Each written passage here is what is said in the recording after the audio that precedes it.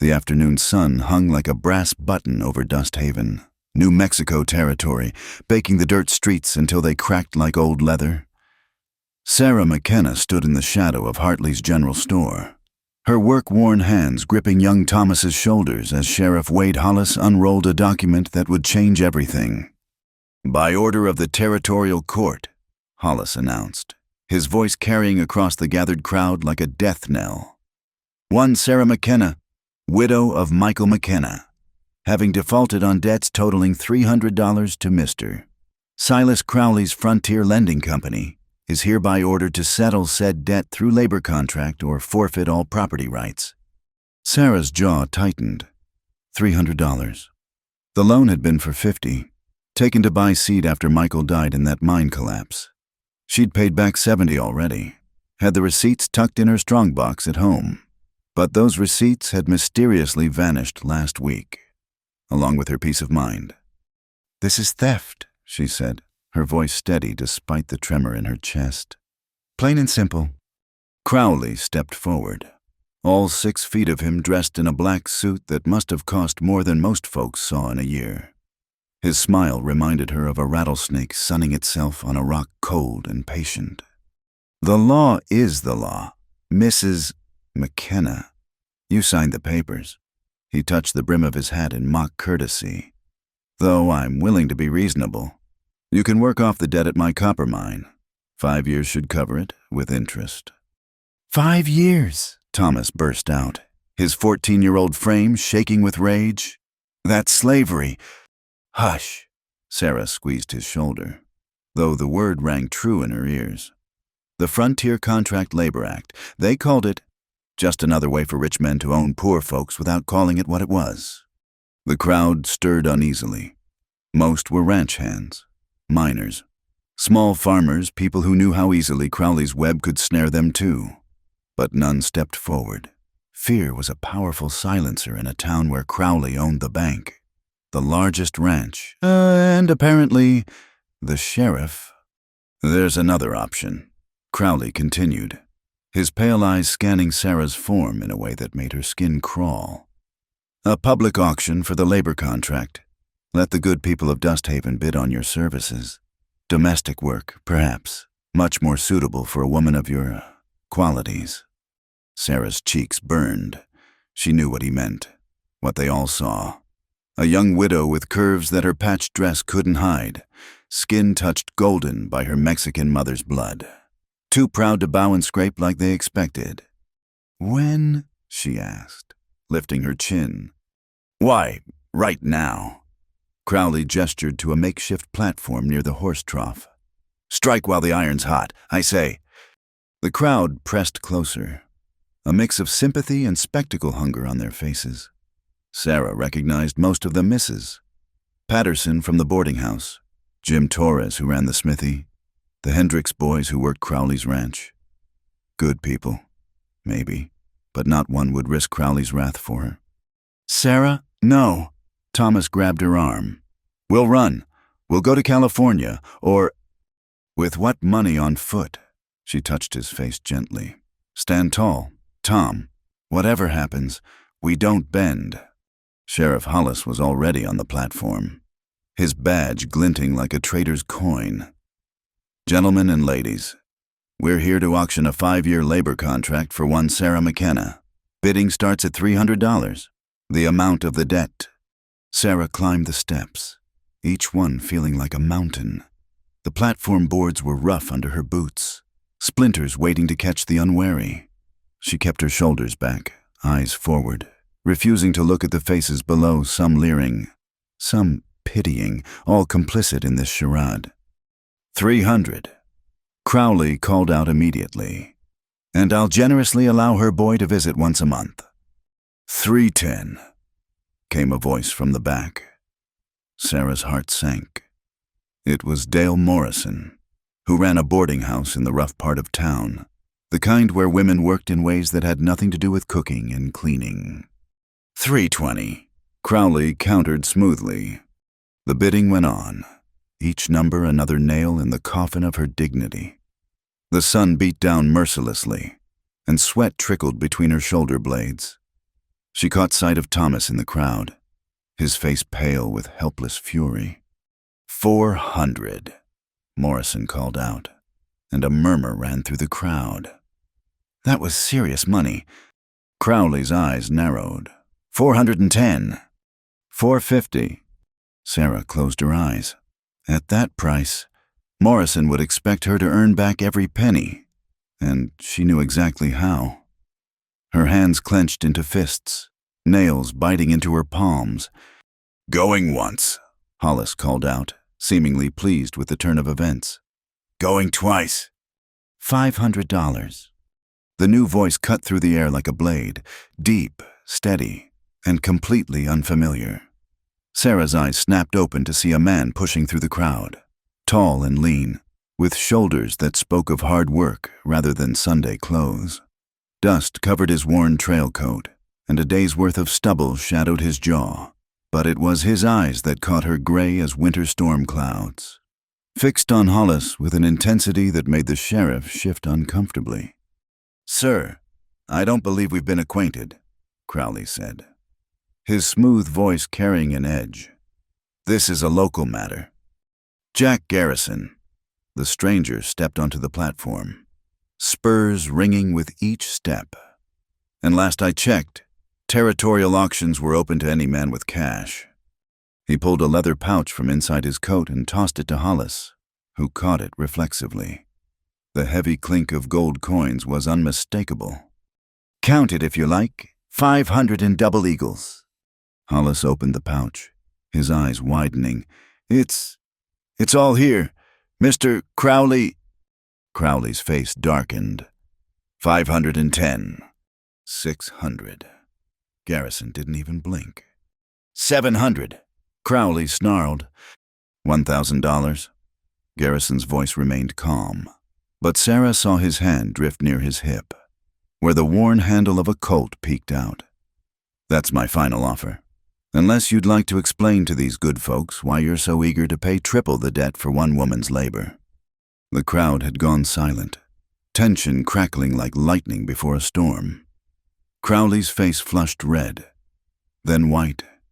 He knew, as they all did, that pushing further would raise questions he couldn't afford to answer. "Going once," Hollis said weakly. "Twice. Sold to Mr. Jack Garrison." The gavel fell like a gunshot. Sarah swayed, catching herself on nothing but pure will. Sold. Like livestock.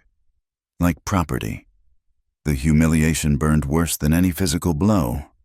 Garrison stepped closer, and she forced herself to meet his eyes, expecting to see triumph or worse, hunger. Instead, she found something else, a weariness that matched her own, and underneath it, a cold anger that wasn't directed at her. "Ma'am," he said quietly, low enough that only she could hear. "I need you to trust me for the next 5 minutes. Can you do that?" Trust. She almost laughed. But something in his voice, in the way he positioned himself between her and the leering crowd, made her nod. He turned to Hollis. "I'll need the contract papers, all of them, and witnesses for the signing." Of course. Hollis scrambled to produce documents, eager to finish this unexpected turn of events. Garrison read through each page carefully, those storm-gray eyes missing nothing. The crowd began to disperse, the show apparently over, though Sarah caught plenty of backward glances and whispered speculation. "Thomas," she called out, and her brother pushed through the remaining onlookers, his face tight with rage and confusion. "You can't, she's not," he started, but Garrison held up a hand. "Easy, son. Your sister and I need to complete some business. Then we'll talk." He signed the papers with quick, sure strokes, then surprised everyone by handing them directly to Sarah. "Hold on to these. They're important." Sarah took them numbly, the papers feeling like chains in her hands. Crowley stormed off without another word, Hollis trailing behind like a kicked dog. "Now then," Garrison said, voice pitched to Carrie, "I believe we're done here. Mrs. McKenna, might I have a word in private?" She followed him off the platform. Thomas close behind, to a spot behind the general store where curious eyes couldn't follow. Her new owner, the word made bile rise in her throat, leaned against the wall, suddenly looking tired. "First things first," he said. "I'm not in the business of owning people, Mrs. McKenna. That paper says I hold your labor contract, but as far as I'm concerned, it's just paper." "Then why?" "Because Crowley wouldn't have stopped. Next week, next month, he'd have found another way." Garrison pulled off his hat, running a hand through the dark hair shot with premature silver. "I've seen his type before. They don't give up easy." "So what now?" Sarah asked, hating how small her voice sounded. "You paid $1,000. Nobody does that out of Christian charity." "Now, we figure out how to turn this around on him. That contract's got legal weight, which means I can challenge how it came to be. But I'll need your help, and somewhere safe for you and your brother to stay while we sort this out." "Why?" Thomas burst out. "Why would you help us? You don't even know us." Garrison was quiet for a long moment, his gaze distant. When he spoke, his voice carried the weight of old ghosts. "Maybe because I've seen what happens when men like Crowley get their way.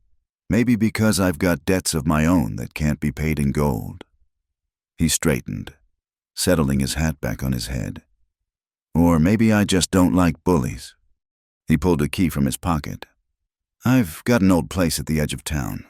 Used to be a way station, but it's solid. Kitchen, 2 bedrooms. Good, well, you can stay there while we work on getting this mess untangled."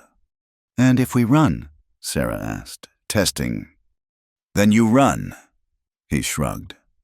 "That paper gives me claim to your labor, not your life. But Crowley won't let it go that easy. And you'll be looking over your shoulder forever." Sarah studied him, this strange man who'd appeared like an avenging angel and spoke of freedom in the same breath as ownership. His clothes were worn but clean, his gun well-maintained but not flashy. A working man's gun. His hands bore the calluses of rope and leather, not cards and coins.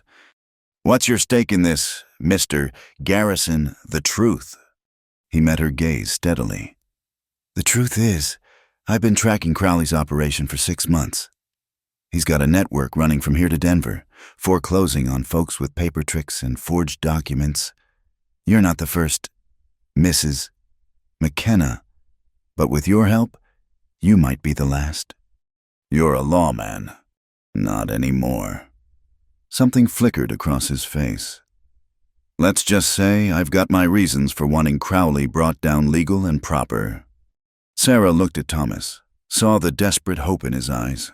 They had no good choices, only degrees of bad ones. But this man, this Jack Garrison, was offering something neither Crowley nor Morrison had a chance to fight back. "All right, Mr. Garrison, we'll accept your hospitality, but I'll work for my keep. Contract or no contract, I pay my debts." A smile ghosted across his weathered features. "I wouldn't expect anything less. Now, let's get you both out of this sun. We've got plans to make." As they walked toward the promised shelter, Sarah clutched the contract papers tight. Sold, yes, but not broken. And maybe, just maybe, not beaten either. The desert wind picked up, stirring dust devils in the street. Change was coming to Dust Haven. She could feel it in her bones, like rain before a storm. The old way station sat like a forgotten prayer at the edge of Dust Haven, its weathered boards the color of ash and memory. Jack Garrison pushed open the door, hinges crying out in rusty protest, and stepped aside to let Sarah and Thomas enter first. "It's not much," he said, striking a match to light the oil lamp on a dusty table. "But the roof's sound and the walls keep out most of the wind." Sarah surveyed the main room, a kitchen area with a cast-iron stove, a table scarred by years of use, 2 chairs that had seen better days. Through one doorway she glimpsed a narrow bed, through another, empty space that might serve for Thomas, everything covered in the fine red dust that seemed to seep through the very boards of every building in the territory. It's more than we had this morning, she said quietly, setting down the small bundle of possessions they'd managed to grab from their room at the boarding house. Thank you. Thomas had already found the water barrel, checking its level with the practical eye of a boy raised in drought country. Half full. There's a well out back. Good eye. Jack nodded approvingly. Pump needs priming sometimes, but the water runs clear. Used to be part of the old Butterfield stage route before the railroad changed everything. Sarah noticed how he moved through the space careful, deliberate, like a man used to watching his back. When he reached up to adjust the lamp, his coat shifted, revealing not just the Colt at his hip but the leather-wrapped handle of what looked like a hideout gun tucked near his ribs. You said you've been tracking Crowley for 6 months, she ventured, running a finger along the table and grimacing at the dust. That's a long time to watch a man without acting. Watching and learning aren't the same as acting foolish. Jack settled into one of the chairs, testing its strength before trusting his full weight to it. Crowley's got Judge Blackwood in his pocket up in Santa Fe, half the territorial government taking his money.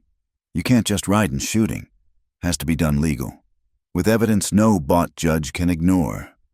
And where that evidence? Thomas asked. Suspicious. You're part of it. Your mother kept good records. I'm betting receipts, payment notes. Sarah's hand went unconsciously to her chest, where she'd sewn her marriage papers and what few documents she'd saved into the lining of her corset.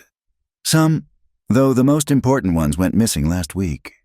Let me guess, right after Hollis paid you a friendly visit about the overdue loan. Her sharp look was answer enough. Jack pulled out a worn notebook, pages covered in cramped writing. Sarah McKenna, widow of Michael, took a $50 loan in March, made payments in April, May, June totaling $70. Crowley's books show only the initial loan, no payments recorded.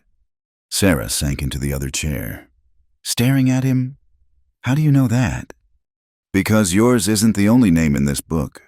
Maria Santos lost her cantina last month. The Austin brothers, their farms being auctioned next week. All the same pattern. Small loans, payments made but not recorded. Then the sheriff shows up with official papers no one can dispute. But if you know all this, knowing and proving are different beasts. Jack's jaw tightened. I've got copies of some records. Testimony from folks brave enough to talk. But Crowley's smart. Never puts his name on the dirty work. Always works through that Frontier Lending Company. Keeps his hands looking clean. Thomas had been prowling the room like a caged wolf. Now he spun to face Jack. So, what's your stake? You said you weren't law anymore. Why risk your neck for strangers? Jack was quiet for a long moment, his gray eyes going dark as storm clouds. You ever hear the Garrison Ranch up near Colorado way you? Sarah searched her memory. Big spread? Didn't it burn down a few years back, some kind of range war? Wasn't a range war. His voice went flat. Was a man named Silas Crowley deciding he wanted our water rights. When my father wouldn't sell, Crowley found another way. Forged papers showing unpaid taxes. By the time we knew what was happening, sheriff was at the door with an eviction notice. He stood abruptly, moving to the window to stare out at the darkening sky. My father fought it, hired lawyers, gathered evidence. The night before the hearing, our barn caught fire. Spread to the house. My mother and sister were sleeping. The words hung in the air like smoke. Sarah felt her throat close, understanding now the weight this man carried, the cold purpose that had brought him here. I'm sorry, she whispered. Been 3 years? Jack turned back to them. Took me this long to track him here, build a case that might stick. But I need someone on the inside, someone with fresh proof of his schemes. He met Sarah's eyes. That auction today? That was my chance. Now you're legally under my protection, which means Crowley can't touch you without going through me. You used us, Thomas accused, but there was less heat in it now. I saw an opportunity, Jack corrected, to help you and hurt him. Sometimes that's how justice works sideways and slow. Sarah stood, moving to the stove. Her hands needed something to do, and the familiar motions of checking kindling and matches soothed her. "What do you need from us?" "Everything. Every paper. Every memory of dealings with Crowley or his people. Names of others he's cheated, and—" He hesitated. "I need you to trust me. This could get dangerous before it's done." "It's already dangerous." Sarah found matches, started laying a fire in the stove's belly. "Thomas, there's a bucket by the door. Fetch some water so I can start cleaning this place." Her brother looked ready to argue, then caught her meaningful glance. When he'd gone, she turned to Jack. "He's 14, just lost his father last year, and now this. I won't have him put in harm's way." "Wouldn't ask it." Jack moved closer, and she caught the scent of leather and trail dust. Honest smells that reminded her of better times. But he's old enough to know the truth of things. Boys grow up fast out here. Too fast. The kindling caught, small flames licking at the larger wood. "What happens when Crowley realizes what you're doing?" "He already knows I'm a problem. Why do you think Morrison was bidding so hard? Crowley wanted you somewhere he could control. Use you as leverage if needed." Sarah shuddered, thinking of Morrison's establishment, the hollow-eyed women who worked there. "And now you're mine." The words came out harder than Jack seemed to intend. He cleared his throat. "On paper. I mean, that contract makes you untouchable by law. But Crowley's got ways around the law." As if to underscore his words, something crashed against the front door. Sarah jumped, but Jack was already moving, hand on his Colt. He motioned for her to stay back, then carefully opened the door. A rock lay on the doorstep, paper tied around it with twine. Jack scooped it up, scanning the empty street before closing and barring the door. He untied the message, face darkening as he read. "What is it?" Sarah moved closer, close enough to read the crude writing. "Garrison, you bought yourself a Mexican whore in a world of trouble. Get out or burn with her." The paper burst into flame as Sarah snatched it, throwing it into the stove. Her hands shook, but her voice stayed steady. "Charming. Crowley's men. Or just good citizens showing their feelings." Jack's hand hadn't left his gun. "This is what I meant about dangerous. Mrs. McKenna, you sure you want to stay?" Thomas burst back through the door, water sloshing from the bucket. "Someone's watching from across the street. Big fellow. Looks like one of Crowley's ranch hands." "Let him watch." Sarah took the bucket, her chin lifting. "We're not running. Mr. Garrison, not from Crowley, not from his hired thugs." She began wiping down the table with aggressive strokes. "This is our home now, such as it is. Anyone wants to change that, they'll have to do better than throwing rocks." Jack studied her, something shifting in those storm-gray eyes. "You're not what I expected, Mrs. McKenna." "Good." She wrung out the cloth, dirty water dripping into a basin. "I've had enough of being what men expect." They worked in silence after that, cleaning and arranging the meager space into something livable. Jack showed them where he'd stored supplies: flour, beans, salt pork, coffee, basic fare, but enough to keep body and soul together. As full dark settled over Dust Haven, they sat around the newly cleaned table, sharing a simple meal of biscuits and beans that Sarah had managed from the supplies. The lamp cast a circle of yellow light, holding back the pressing darkness. "Tomorrow, I'll need to file some papers at the courthouse," Jack said, sopping up bean juice with a biscuit. "Make the contract transfer official, but also start filing counterclaims on the original loan. Judge Blackwood won't like it, but there are federal marshals who sometimes pass through, if we can get their attention." "The Hendricks boys know when the marshals are due," Thomas offered.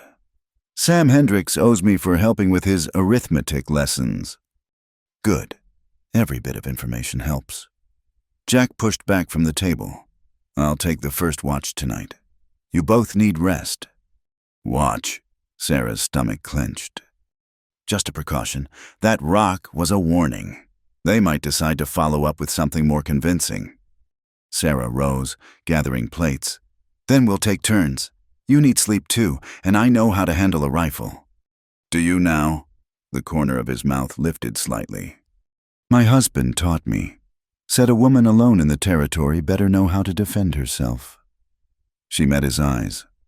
He was right. Jack nodded slowly. "There's a Winchester by the door. Spencer in the bedroom, both loaded. You know the sound of a hammer cocking?" "I do." "Then we understand each other." He stood, stretching muscles stiff from the day's tension. "Thank you for supper, Mrs. McKenna. Been a while since I sat at a proper table." Something in his voice, a loneliness that echoed her own, made her pause. "Sarah, if we're going to be partners in this, you might as well call me Sarah." "Sarah, then, and I'm Jack." He touched his hat brim, a gesture that seemed more habit than formality. "Get some rest. Tomorrow's going to be interesting."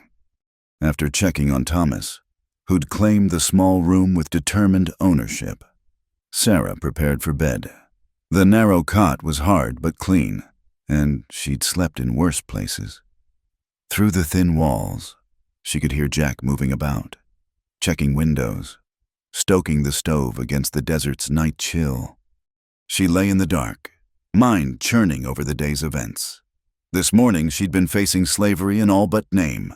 Tonight she had a roof, food, and something she'd almost forgotten existed: hope. But hope came with a price. Jack Garrison carried death in his eyes, for all his careful ways and quiet voice. And Crowley wouldn't take this challenge lightly.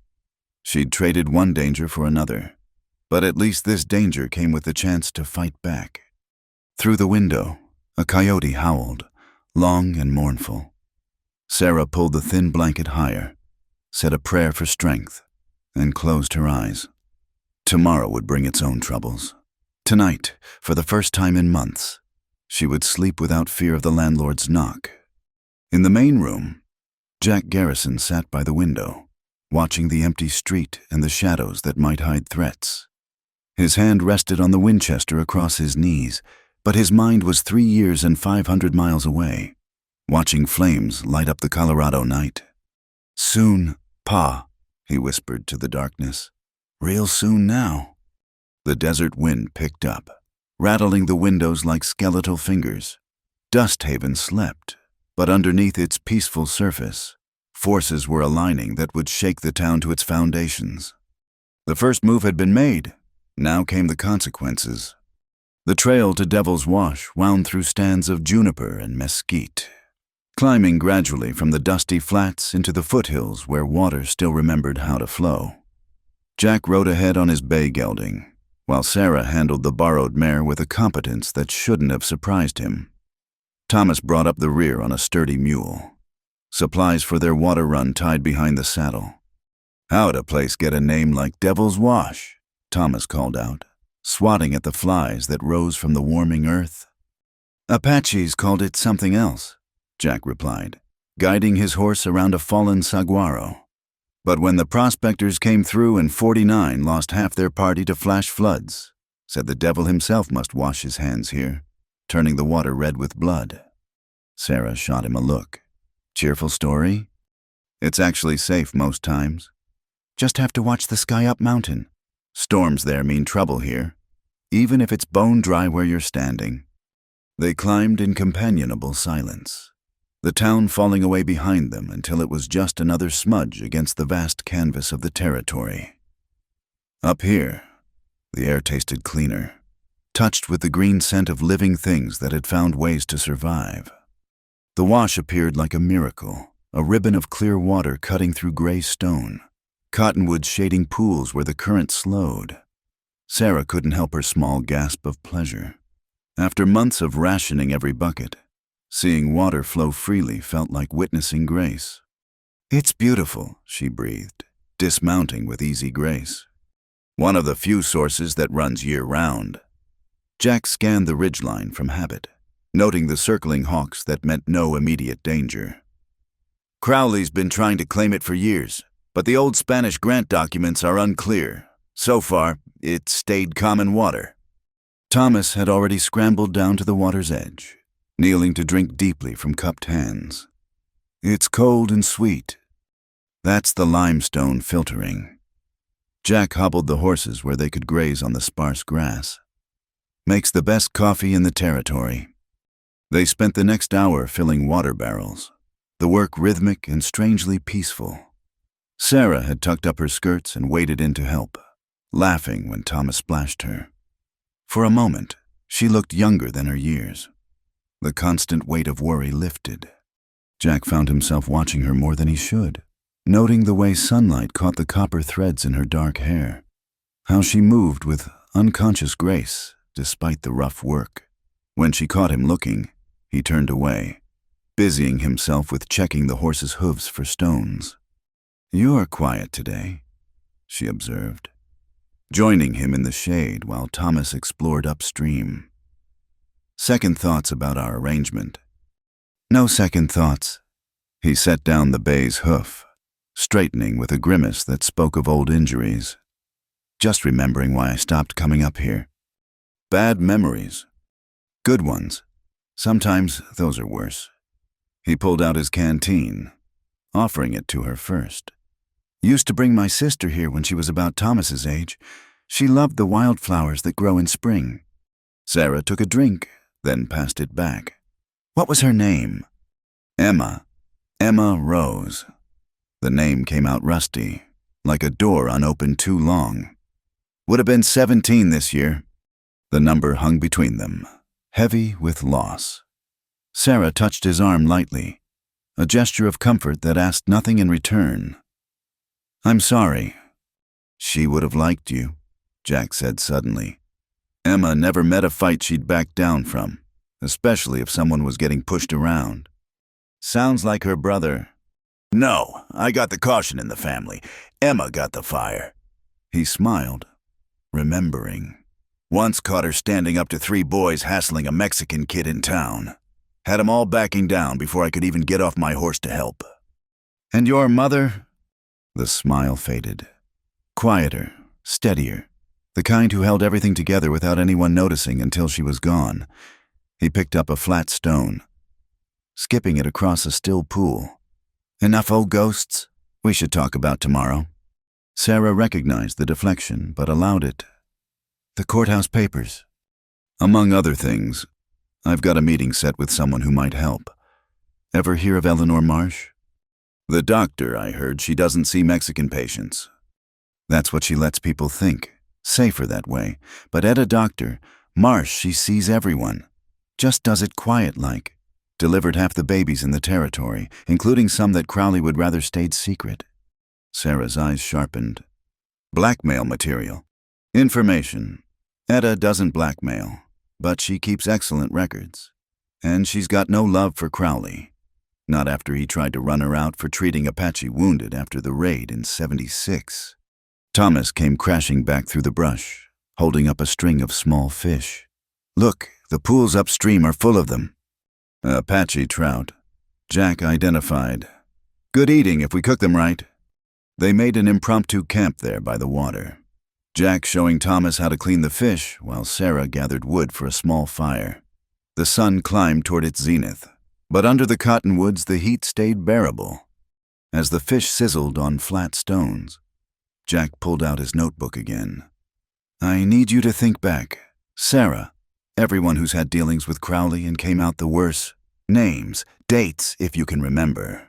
Sarah closed her eyes, organizing memories.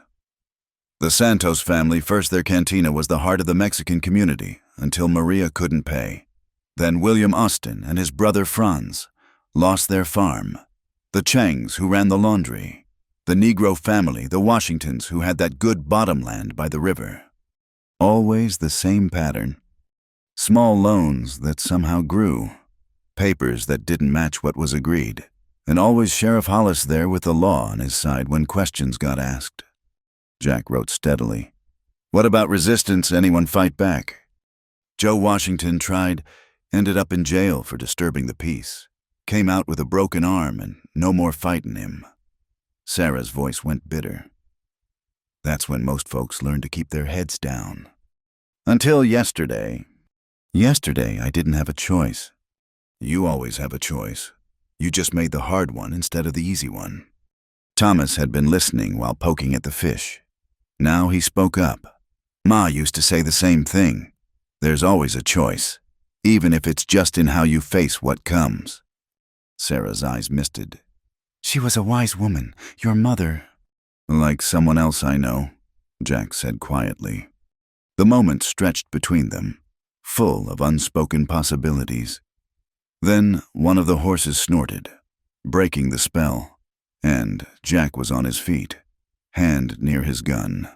A rider was approaching from the direction of town, taking the trail at a careful pace.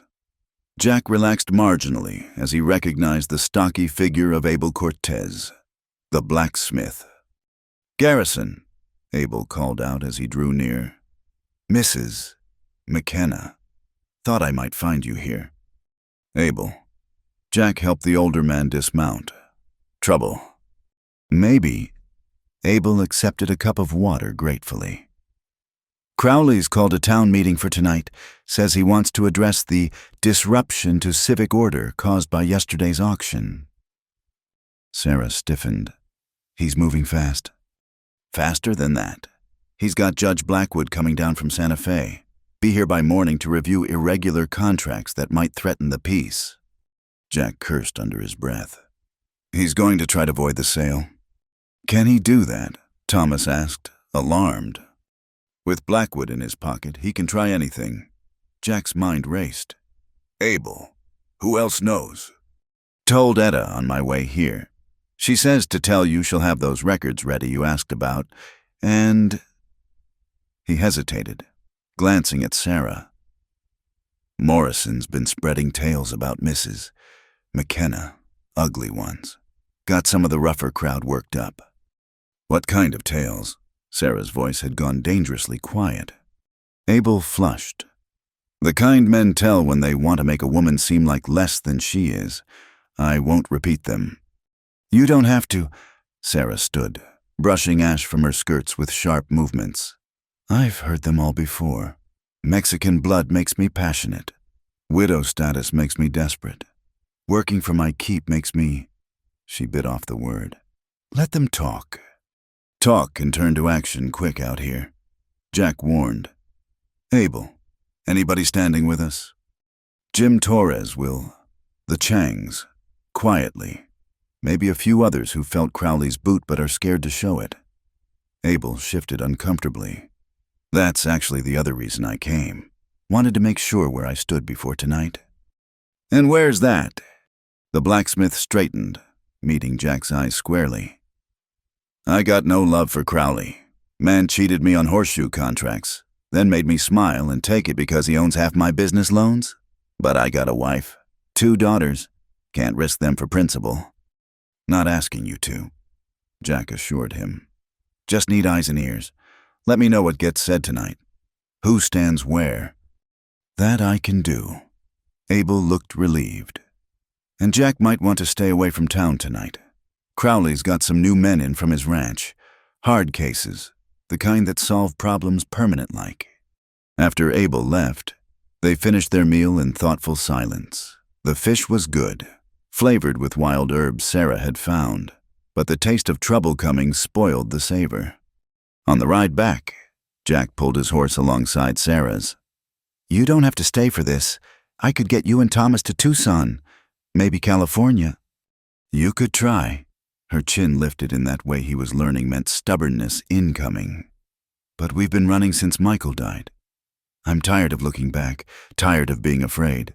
If standing means facing down Crowley and his bought judge, then I'll stand. Even if it gets ugly." "It's already ugly. At least now I've got partners in the fight." She glanced at him sideways. "We are partners, aren't we, Jack?" The question held layers, like sediment in still water.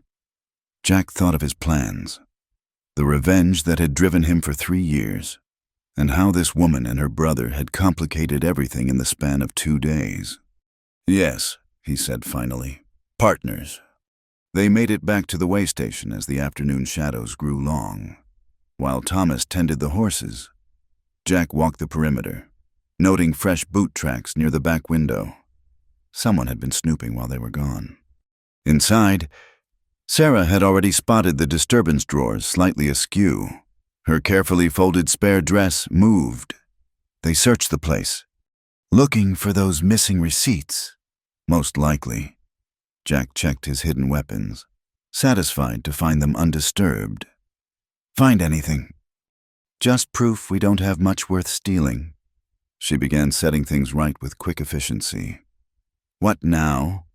Now we prepare for tomorrow. Blackwood will want to see us first thing. Try to intimidate you into agreeing the sale was invalid. We need those documents from Etta.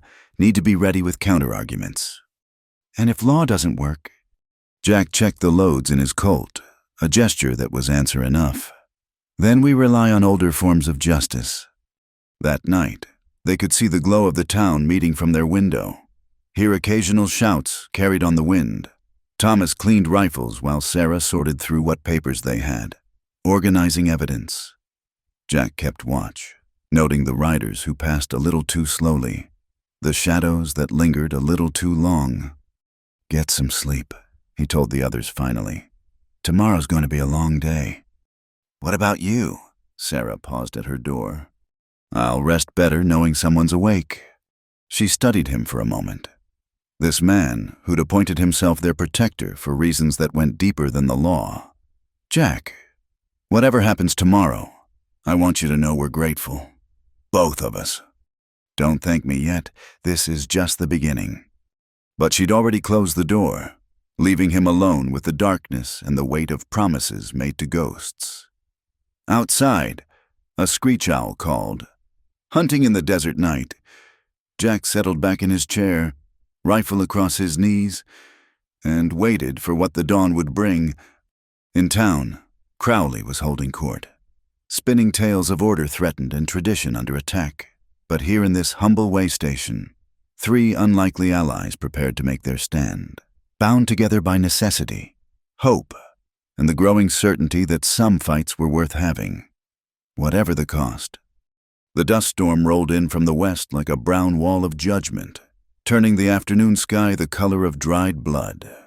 Jack squinted through the swirling grit, one hand on Sarah's elbow as they fought their way toward Crowley's office building. The meeting with Judge Blackwood had been a disaster. The man had barely pretended to listen before declaring he'd review the matter thoroughly, which everyone knew meant however Crowley wanted it decided.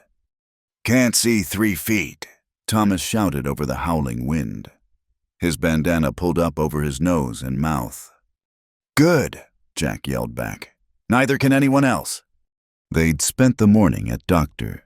Eleanor Marsh's clinic, a small adobe building on the Mexican side of town.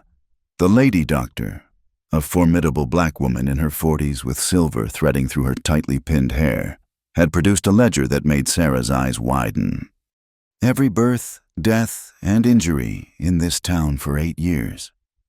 Etta had said, her voice precise as a scalpel, including some very interesting entries about certain prominent citizens' visits for delicate matters. Now that ledger was tucked inside Jack's coat, along with something even more valuable, a duplicate receipt book from the Frontier Lending Company, liberated from their trash heap by one of Etta's patients who cleaned their offices. The wind screamed louder, and Jack pulled Sarah into the lee of a building. Thomas pressed close, all 3 of them looking like desert spirits in the brown haze. The storm's perfect cover, Jack said, mouth close to Sarah's ear. But we need to move fast. Abel left the back window unlocked, but... A hand fell on his shoulder. Jack spun, gun half drawn, then relaxed as he recognized Abel Cortez's stocky form. The blacksmith's face was grim behind his dust mask. Change of plans, Abel shouted. Crowley's not in his office. He's at the bank, moving records. Saw him and Hollis loading boxes onto a wagon not 10 minutes ago. Jack cursed. If Crowley was moving the evidence, they'd lost their chance, unless... The bank or the office? He asked Abel. Bank, but there's guards, 2 of those hard cases from the ranch. Jack made a swift decision. Thomas, Abel, you 2 get to the office. Grab what you can from his files. Sarah and I will handle the bank." "Jack, that's—" Sarah started, but he was already moving. The Cattleman's Bank of Dusthaven sat on Main Street like a squat toad, its thick adobe walls designed to withstand Apache raids and desperate outlaws. Through the storm's fury, Jack could barely make out the wagon Abel had mentioned, still sitting by the side entrance. "They're still loading," he said, pulling Sarah behind a water trough. "If we can get to that wagon—" "There," Sarah pointed through the dust. Two figures emerged from the bank, carrying a heavy box between them. Even in the storm, Crowley's black suit was unmistakable. Jack watched them load the box, calculating distances and chances. The guards Abel mentioned were probably inside, watching the front. The storm had cleared the streets, no witnesses to worry about. "Can you create a distraction?" he asked Sarah. Her smile was sharp as a blade. "What kind did you have in mind?" "The loud kind." She gathered her skirts and vanished into the storm before he could elaborate. Jack counted to 30, then heard what sounded like breaking glass from the front of the bank, followed by a woman's scream. The two guards burst out the front door, weapons drawn. Jack moved. He crossed the distance to the wagon in seconds, vaulting into the bed, boxes and ledgers, a treasure trove of evidence if he could. "Drop it, Garrison!" Sheriff Hollis stood at the wagon's tail, gun aimed steady despite the wind. His badge glinted dully through the dust. "So, figured you'd try something stupid." Hollis continued. "Crowley's smarter than you credit. This wagon's bait, boy. The real records are already gone."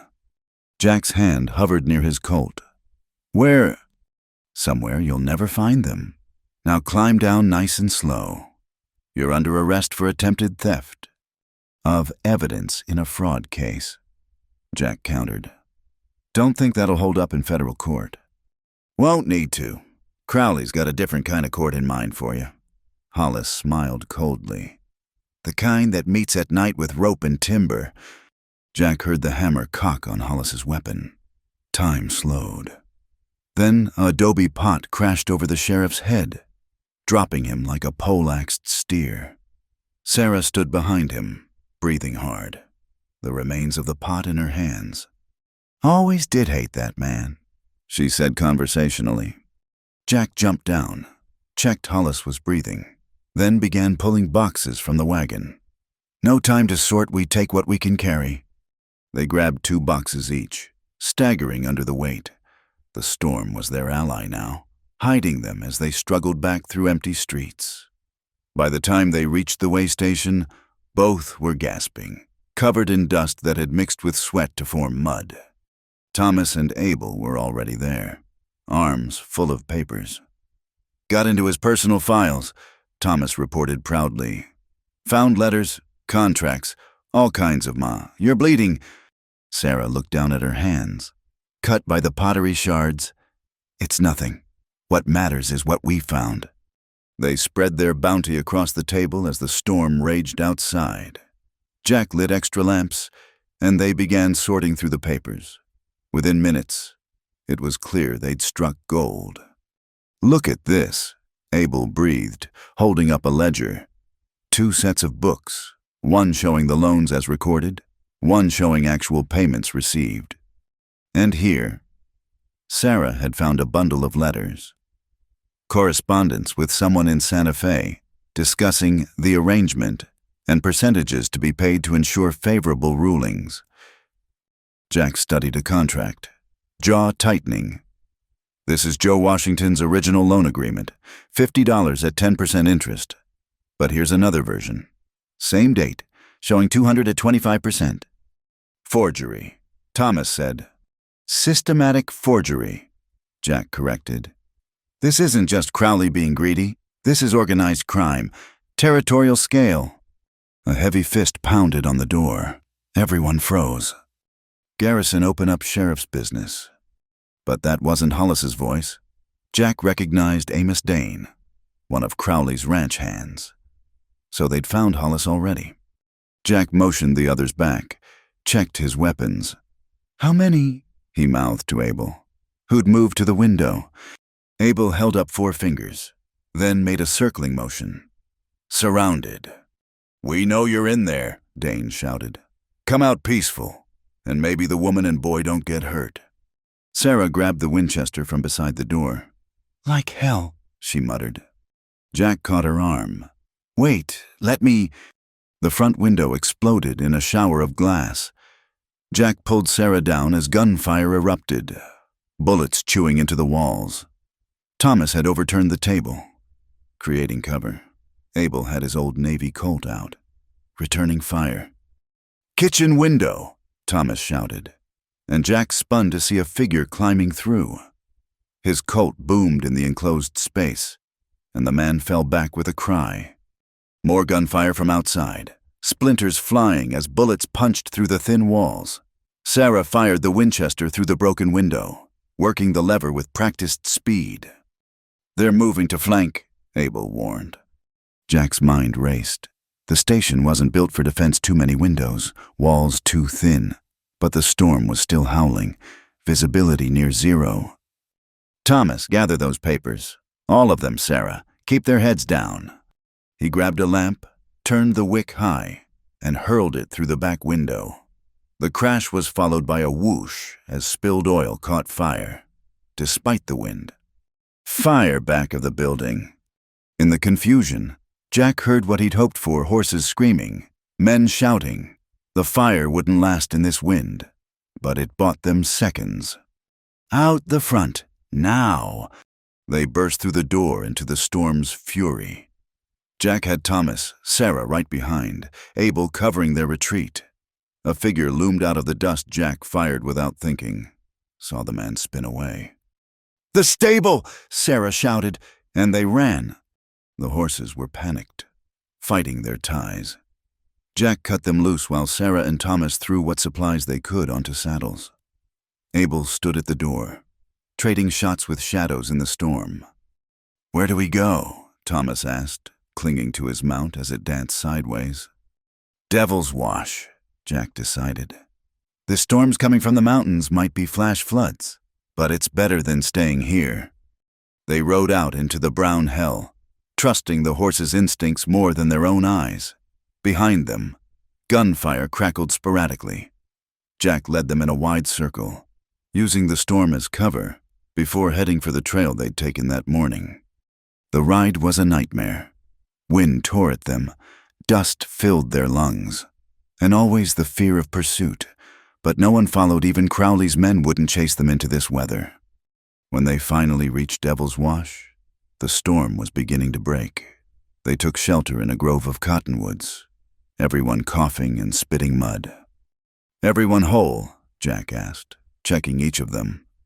Sarah had a graze on her arm he hadn't noticed before. Abel's face was cut by flying glass. Thomas seemed unhurt but shaken. "The papers?" Sarah asked anxiously. Thomas patted his saddlebags. "Got most of them.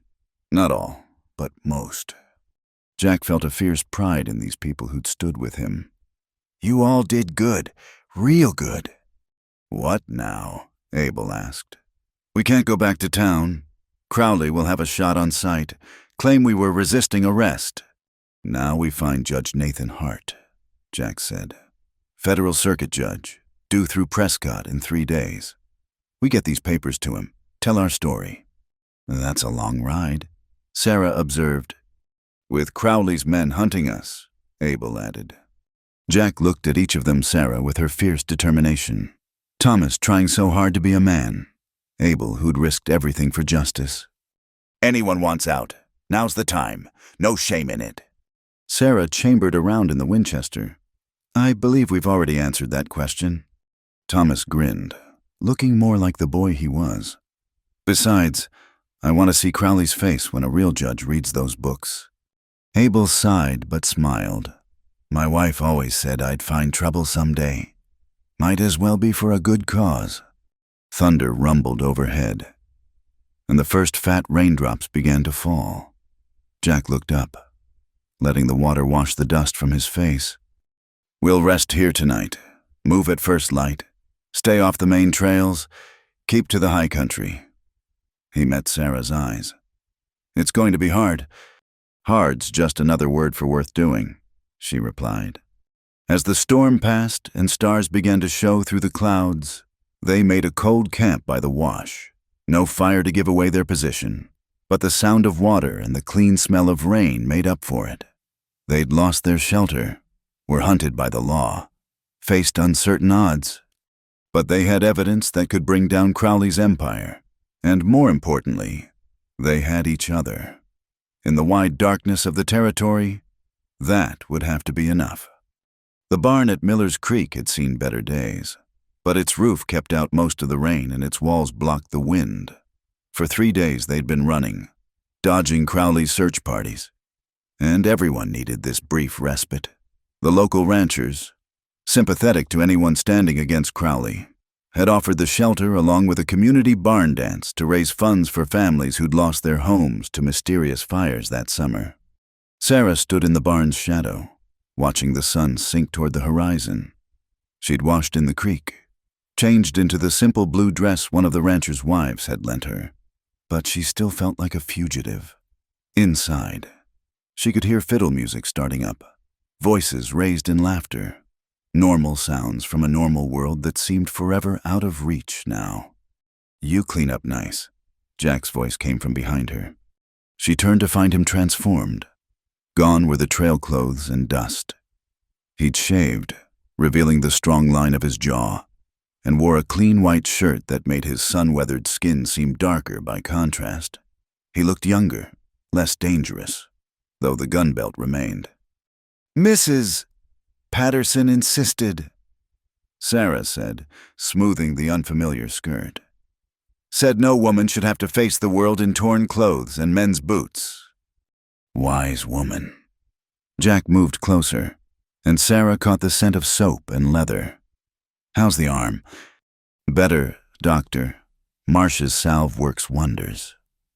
She'd been grazed during their escape, though it seemed like a lifetime ago rather than just 3 days. "Any word from Abel?" "He made it to Prescott. Sent a telegram. Judge Hart will see us day after tomorrow. Abel's making copies of everything, just in case." "And Crowley?" Jack's expression darkened. "Put a bounty on us. 500 for me, 300 for you. Wants us alive, which tells me he's worried about what we might have already told people." "What about Thomas?" "No bounty, but Crowley's claiming he's been led astray by dangerous elements. Says he'll ensure the boy gets proper guidance if returned." Sarah's hands clenched. "Over my dead body." "That's what I figured you'd say." Jack glanced toward the barn where the music was getting livelier. "We should go in.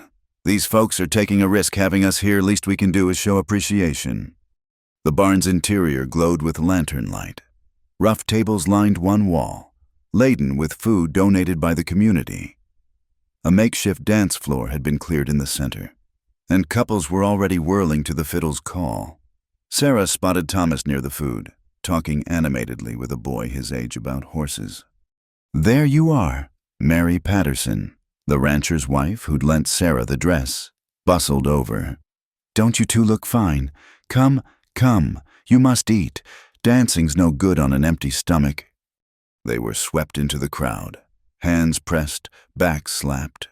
These people knew who they were, what they were running from, and had chosen to stand with them anyway.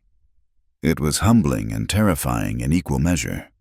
Sarah found herself at a table with Jack, plates of beef stew and cornbread before them. Around them, the community celebrated with the determined joy of people who knew hardship intimately and chose happiness anyway. "I haven't been to a dance since—" Sarah paused, calculating. 2 years, just before Michael got sick."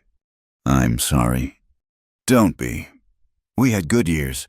Michael and I—" "He was a kind man, a good father to Thomas, even though the boy wasn't his blood."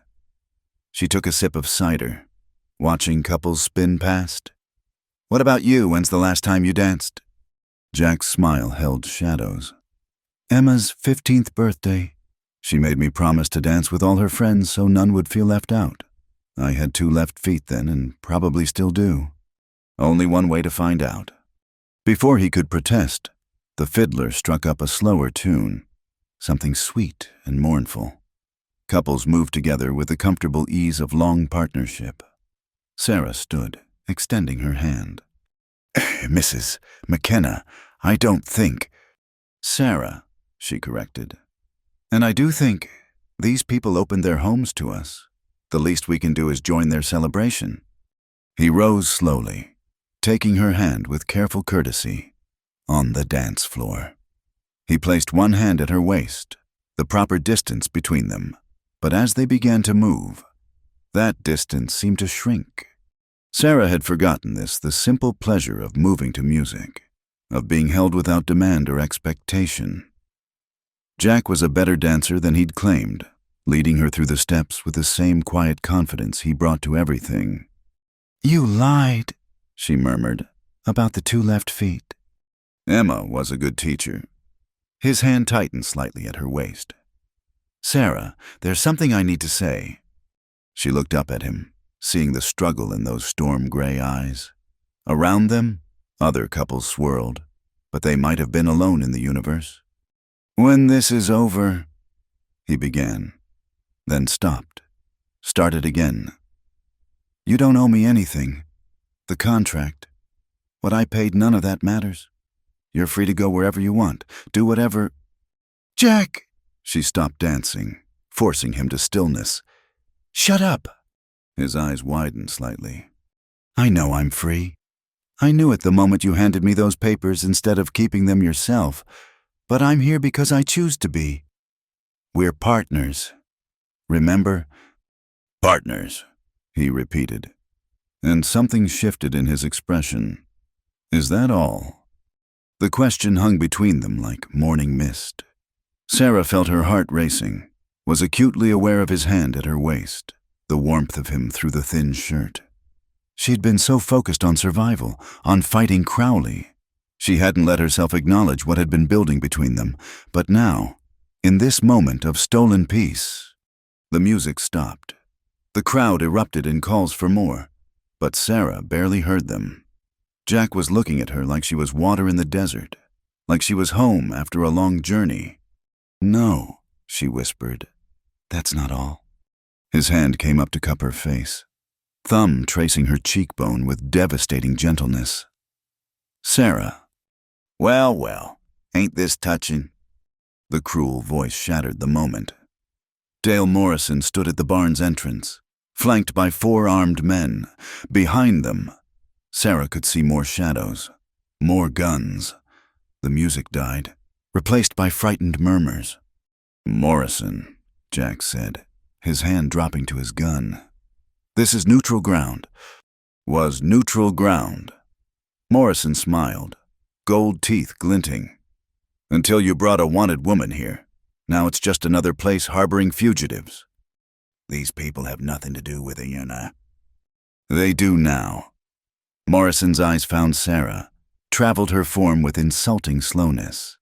My, you do clean up nice, Mrs. McKenna.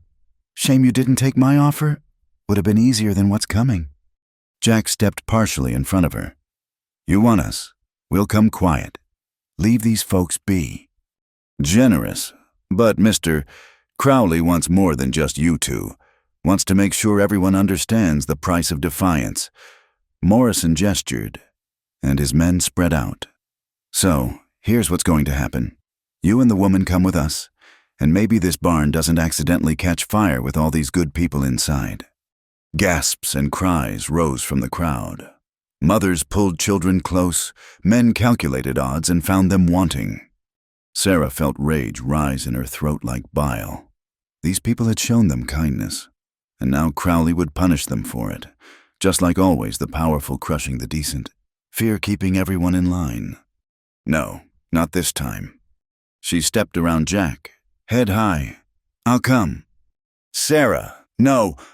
She turned to him, let him see the steel in her spine. Partners trust each other, remember? Something passed between them.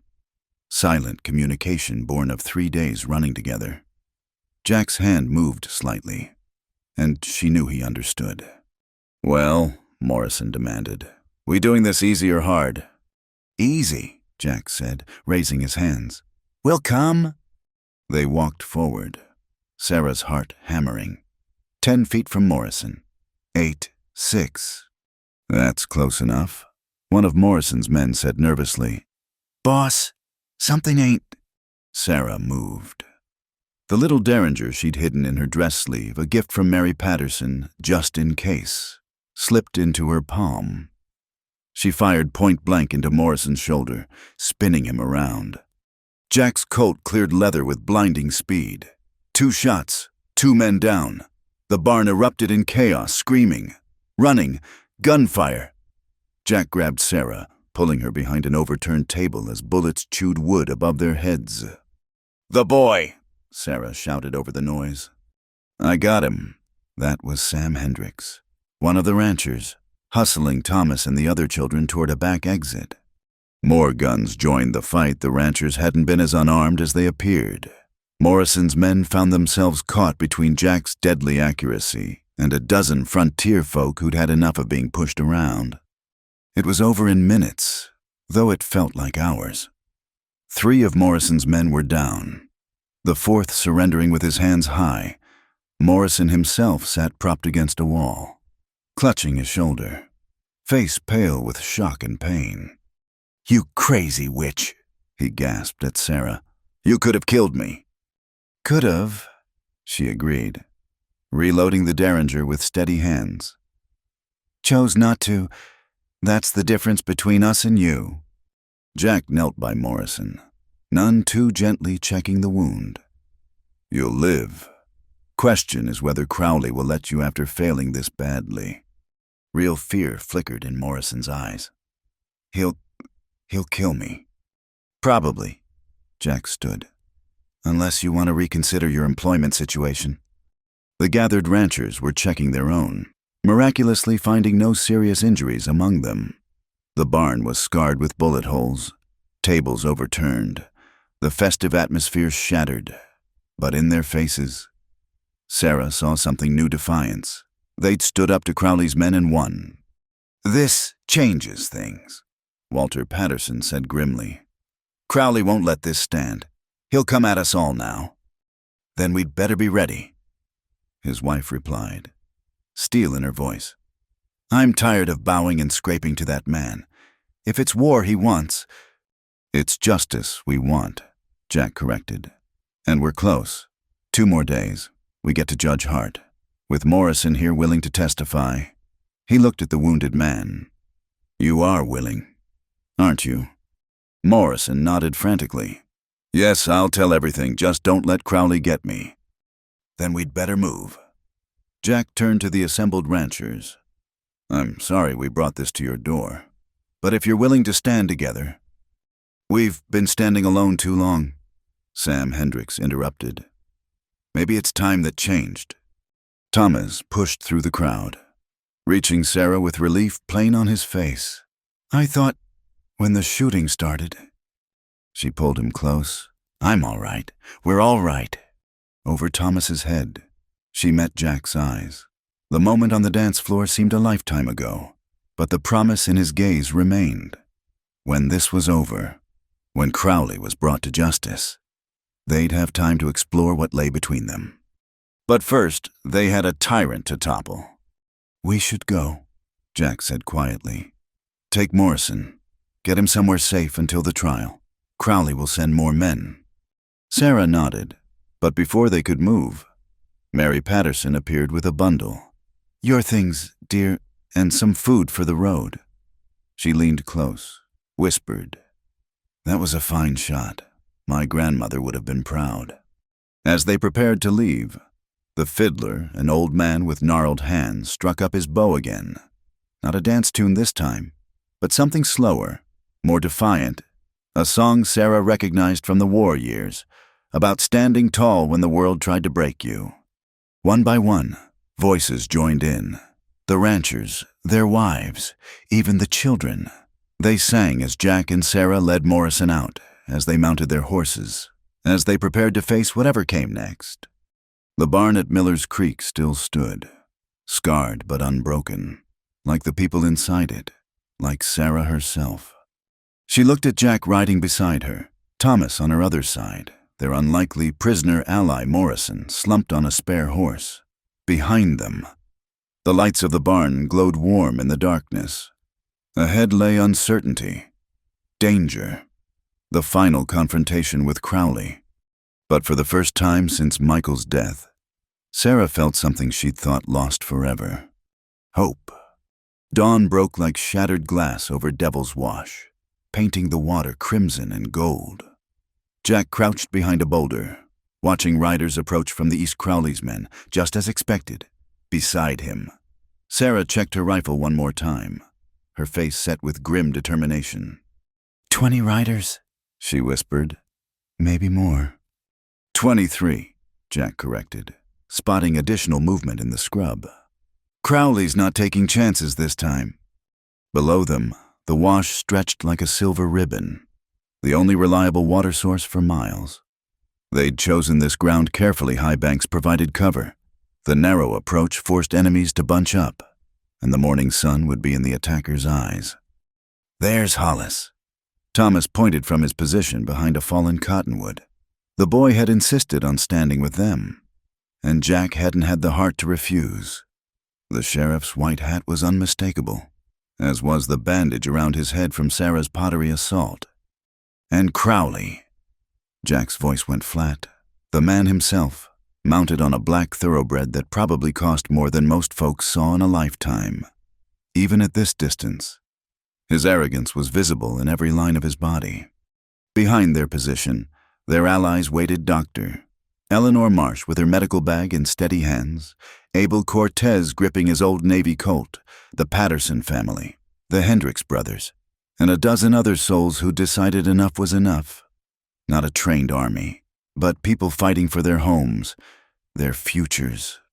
Garrison, Crowley's voice carried across the wash. I know you're up there. Let's discuss this like civilized men. Jack stood slowly, rifle casual in his hands, but ready. Nothing civilized about you, Crowley. Now. No need for insults. Crowley rode forward, Hollis and a gunman flanking him. I'm prepared to be reasonable. Return what you stole. Surrender yourself for trial. And I'll ensure the woman and boy are safely relocated. Maybe California. I hear the climate's nice. Sarah stood beside Jack, her presence a statement. We didn't steal anything. We recovered evidence of your crimes. Ah, Mrs. McKenna. Crowley touched his hat brim mockingly. Still causing trouble. I see. You know, none of this was necessary. If you'd simply accepted your situation, worked off your debt like a good woman. There was no debt. Sarah's voice cracked like a whip. You forged those papers, just like you forged dozens of others. The Washington family, the Santos family, the Austins, all of us cheated, driven from our homes so you could build your empire on our backs. A murmur ran through Crowley's men. Some knew the truth. Others were hearing it for the first time. Jack saw uncertainty in a few faces, though most remained hard as stone. Careful with such accusations. Crowley warned, slander's a serious charge. Then let's discuss proof. Jack pulled out a paper, holding it high. Like this telegram from Judge Nathan Hart, confirming he's received copies of your double books, forged contracts, and signed testimonies from Dale Morrison about your operations. Crowley's face didn't change, but Jack saw his hand twitch toward his coat. Telegrams can be forged. Morrison's a known criminal. No court would— A federal court would, Jack interrupted. And Judge Hart's already issued warrants. You're finished. Crowley. Question is whether you go quiet or loud. The silence stretched taut as a bowstring. Jack could feel Sarah tense beside him, heard Thomas shift nervously. Then Crowley smiled, cold as winter moonlight. Loud it is. His hand flashed to his coat, but not for a gun. A whistle, sharp and piercing. Immediately, more riders appeared from concealment. 10, 15, more. They'd been surrounded without knowing it. 38 men. Crowley said conversationally. Including Kane Ryder there, who I believe you've heard of. Man's killed more men than cholera. They say, still want to make a fight of it. Kane Ryder was a legend. The kind of gunman mothers used to frighten children. Lean as a whip, with dead eyes and hands that never stopped moving. He sat his horse like death itself, 2 guns visible and probably more hidden. "Jack," Sarah breathed. "I see him." Jack's mind raced. They were outnumbered 3-1, outgunned, and now outmaneuvered. But Crowley, a new voice rang out. Judge Nathan Hart rode into view from the North Trail, accompanied by 2 federal marshals. The judge was younger than expected, with the kind of face that had seen too much but hadn't given up on justice yet. "Stand down, your men." "Judge Hart." Crowley's voice stayed smooth, but Jack caught the flicker of surprise. "This is a local matter. Armed conspiracy is federal jurisdiction." Hart cut him off. "As is intimidation of witnesses in a federal case. Marshal Dixon. Marshal Reeves arrest Mr. Crowley." "Now hold on." Sheriff Hollis spurred forward. "I'm the law here, and these people are wanted." "We're wanted," Hart corrected. "I've reviewed the charges and found them baseless. Moreover, Sheriff Hollis, you're relieved of duty pending investigation into corruption charges." The 2 groups faced each other across the wash, tension crackling. Jack saw Ryder's hand drift toward his gun, saw other men shifting nervously. One wrong move would turn this into a bloodbath. "You don't have authority here," Crowley said, but uncertainty colored his tone. "I have all the authority I need." Hart held up a document, signed by the territorial governor after he reviewed the evidence Mr. Garrison and Mrs. McKenna provided. "Seems he takes a dim view of systematic fraud in his territory. Evidence obtained illegally. Evidence provided by conscience-stricken employees and concerned citizens." Hart countered. "Your former associate, Mr. Morrison, was quite forthcoming about your methods, as was your bookkeeper. Once we offered him immunity." Jack felt Sarah's hand find his. Squeezed tight. They'd done it. The law was finally on their side. But Crowley wasn't finished. His face had gone pale, then flushed red. "You think papers matter out here? You think your federal authority means anything to men who've carved civilization from savage land?" He turned to his riders. $500 to any man who stands with me. 1,000 for Garrison's head." Some men shifted, greed warring with fear of federal law. But Kane Ryder just smiled, slow and cold. "Sorry, Mr. Crowley," the gunman said, "but I've got a rule about fighting federal marshals. Bad for business long term. Boys, and I'll be moving along now." He turned his horse and rode away, taking 6 men with him. The desertion was like a dam breaking. Other riders began peeling away, unwilling to trade their lives for Crowley's money. "Cowards!" Hollis screamed, drawing his gun. "I'll show you how real men—" Jack's shot took the gun from Hollis's hand, sending it spinning into the wash. The sheriff howled, clutching his bloody fingers. "Nobody else needs to die today," Jack said loudly. "Any man rides away now. No questions asked. Stay and face federal charges alongside your boss." More riders left. Soon, only Crowley, Hollis, and a handful of hard cases remained. Crowley's empire, built on fear and greed, crumbled in minutes when faced with real authority. "Mr. Crowley." Marshal Dixon rode forward, a competent-looking man with sergeant stripes from the war. "Come quietly, sir. It's over." For a moment, Jack thought Crowley would fight.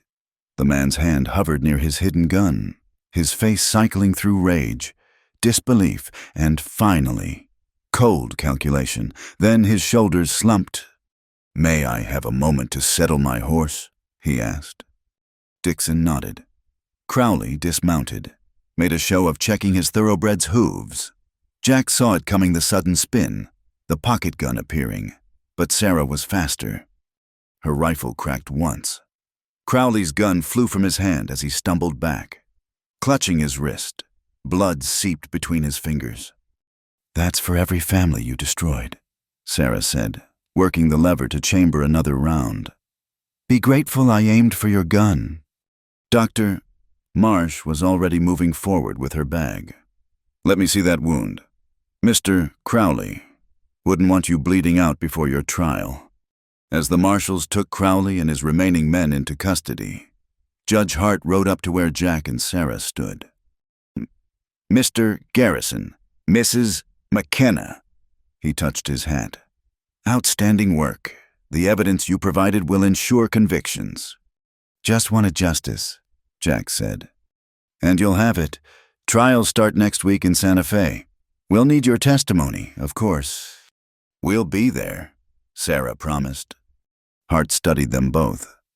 "You know, the territory's going to need honest folk to rebuild what Crowley corrupted. The sheriff's position is open, Mr. Garrison. And there's talk of organizing proper schools. Mrs. McKenna could use someone with your determination teaching the next generation." He rode off to supervise the arrests, leaving Jack and Sarah standing together. Around them, their allies were emerging from cover, voices rising in celebration and disbelief. They'd won. Against all odds, they'd actually won. "It's over," Thomas said, wonder in his voice. "It's really over." "The fighting is," Jack agreed. "The building comes next." Sarah looked out over Devil's Wash, where the water flowed clear and free. "Michael used to say water always finds its way, no matter what men try to do to stop it. Guess he was right." "Wise man." Jack hesitated, then added, "Sarah, what Hart said about staying, rebuilding." "Yes." He blinked. "Yes." "Yes to staying, yes to rebuilding." She turned to face him fully. "Yes to whatever you're too tongue-tied to ask. We're partners. Remember, in all things." Thomas groaned. "Are you two going to get all romantic now because I'm hungry and Mrs. Patterson promised flapjacks when this was over?" Sarah laughed, the sound bright as the morning sun. "Flapjacks sound perfect. Mr. Garrison care to escort us to breakfast?" Jack offered his arm with exaggerated formality. "It would be my honor, Mrs. McKenna." As they walked back toward the Patterson ranch, their makeshift army dispersing to spread the news, Jack felt something he hadn't experienced in 3 years. Not just satisfaction at justice served, or relief at danger past, but something deeper. Peace. The ghosts of Colorado would always be with him. Emma and his mother deserved no less, but perhaps they could rest easier knowing their deaths had led to justice, had prevented other families from suffering the same fate. "Jack," Sarah's voice was soft. "What happens now with us? I mean..." He looked down at her, this remarkable woman who'd stood beside him against impossible odds, who'd never bent despite everything thrown at her. "Whatever we want," he said. "We're free to choose." "Then I choose this," she said simply. "This place, these people, this life we're building. And you, Jack Garrison, if you'll have me." He stopped walking, turned to face her fully. Thomas had run ahead, eager for those flapjacks, giving them a moment of privacy. "I've been yours since the moment you stood on that auction platform and refused to break," Jack said. "Every step since has just been finding my way to saying it." She rose on her toes, pulled his head down, and kissed him there in the morning light with Devil's Wash singing its ancient song behind them. It was a promise, a claiming, a celebration of survival and hope. When they broke apart, both breathless, Sarah smiled. "Come on, Sheriff Garrison, let's go home." Home. The word sat strange, but right on his tongue. Not a place but a person, not a building but a belonging. They walked on, hands linked, toward a future neither could have imagined just days ago. Behind them, the wash flowed eternal. Ahead, a community waited to rebuild. And in the space between past and future, 2 wounded souls had found healing in each other. It was, Jack thought, exactly the kind of justice Emma would have loved. The courthouse in Santa Fe stood like a monument to justice, delayed but not denied. Sarah smoothed her best dress, the blue one from the dance, cleaned and mended, and watched through the window as they brought Crowley in. He looked smaller somehow, his expensive suit wrinkled, his face bearing the stubble of a man no longer in control of his own grooming. "Ready?" Jack asked from beside her. He wore his badge now, the star Judge Hart had pinned on him a week ago when the town council unanimously voted him sheriff. It caught the light as he moved, a symbol of how much had changed. "Ready?" Sarah affirmed, though her hands trembled slightly. Testifying meant reliving the humiliation of that auction, the fear of those hunted days, but it also meant closure.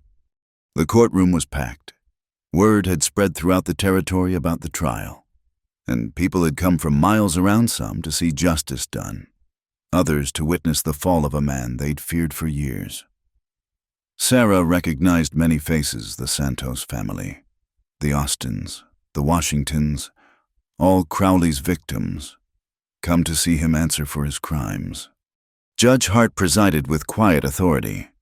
The federal prosecutor, a sharp young man from Washington named Collins, had spent days preparing with them, making sure every detail was documented. The territory called Sarah McKenna to the stand. Sarah rose, aware of every eye in the room. She passed Crowley's table, where he sat with his expensive lawyer from Denver. Their eyes met briefly, and she saw nothing there, no remorse, no recognition of wrongdoing, just cold calculation even now. The bailiff swore her in, and she settled into the witness chair, hands folded in her lap to hide their shaking. "Mrs. McKenna," Prosecutor Collins began gently, "please tell the court about your husband's death and the loan you took after." Sarah's voice started soft but grew stronger as she spoke. She told of Michael's death in the mine collapse, of trying to keep their small farm going while grieving, of the helpful Mr. Crowley offering a small loan to tide them over, just $50 to buy seed. "And did you repay this loan?" "Yes, every month. I paid what we'd agreed. I have had receipts for $70 in payments, more than the principal plus the interest we'd discussed." "What happened to these receipts?" "They disappeared from my home the week before Sheriff Hollis came with foreclosure papers." Collins introduced the duplicate receipt book into evidence, showing her payments clearly recorded in the unofficial ledger. Then came the forged documents, the false loan amount, the impossible interest rates. The defense may cross-examine. Judge Hart said, "Crowley's lawyer, a man named Fitzgerald with oiled hair and an oilier manner, stood." "Mrs. McKenna, isn't it true you were desperate after your husband's death, perhaps desperate enough to misremember the terms of your agreement?" Sarah's chin lifted. "I may be many things, Mr. Fitzgerald, but I am not a liar. I know what I signed, what I paid, and what was stolen from me." "Yet you have no proof except these convenient duplicate books that mysteriously appeared." "Objection!" Collins interrupted. "The authentication of these records has already been established through multiple witnesses." Sustained. Hart ruled. Fitzgerald tried another approach. "You're currently romantically involved with Sheriff Garrison, are you not?"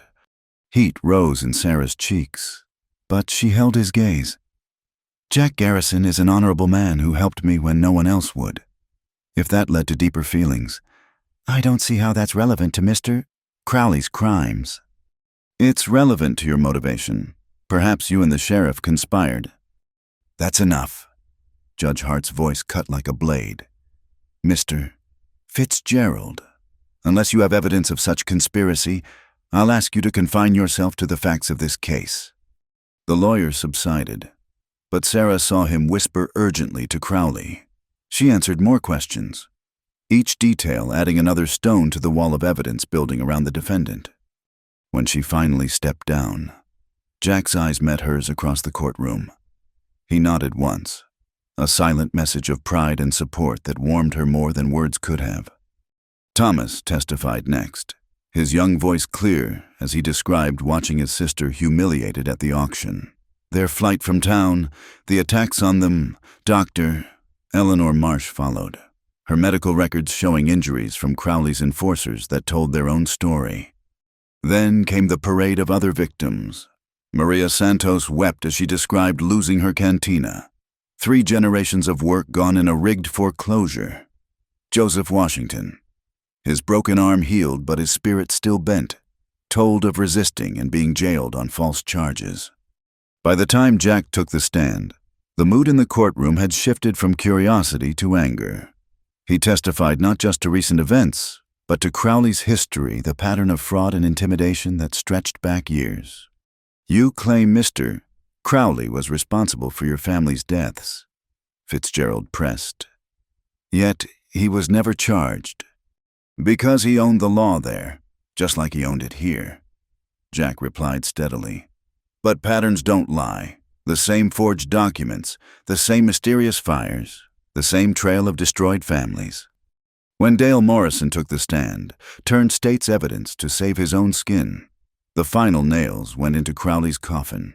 He detailed the operation, the bribes, the forgeries, the systematic targeting of vulnerable families. Mr. Crowley was real particular, Morrison said, sweating despite the cool courtroom. Said to focus on folks who couldn't fight back. Mexicans, coloreds, widows. People he said didn't deserve to own land in American territory anyway. A murmur of disgust rippled through the crowd. Even some who'd harbored such sentiments themselves seemed repulsed by the calculated cruelty of it. Finally, Crowley himself took the stand. Sarah had expected bluster, denial, maybe even convincing lies. Instead, he sat silent as Collins questioned him, invoking his right against self-incrimination to every query.